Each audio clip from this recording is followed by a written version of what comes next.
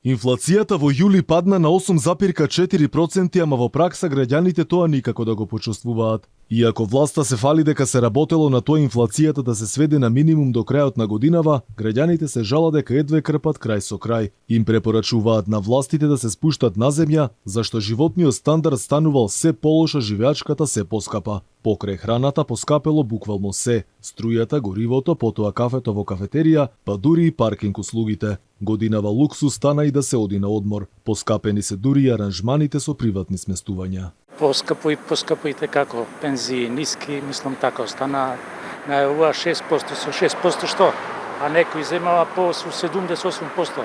Кога цените од горе џабе што се намалува. Така да, не знам, тешко. Парите не стигаат ништо, струјата е ненормално скапа. Живееме во барака, кај трошковите ни се огромни. Сега велат инфлацијата се намалува, но во пракса цените гледам дека цените си растат, инфлацијата си оди, парите не стигаат никад. Си отоварува граѓаните. Да. Прво што правам, сметките да си ги платам, да подмирам, да не сум должна на државата. Тоа е најбитно. Па колку ќе остане за јадење? Колку ќе распоредуваме, пензионерски. И додека граѓаните се жалат на високите цени, вице-премиерот за економски прашања се пофали дека инфлацијата во јули се намалила на 8,4%, а владата посветувала големо внимание на креирање на позитивна бизнис клима. Иако инфлацијата бележи намалување, сепак тоа статистички и не се чувствува најмногу реагираат граѓаните. Барат од државата да воспостави реални, а не само популистички и козметички мерки.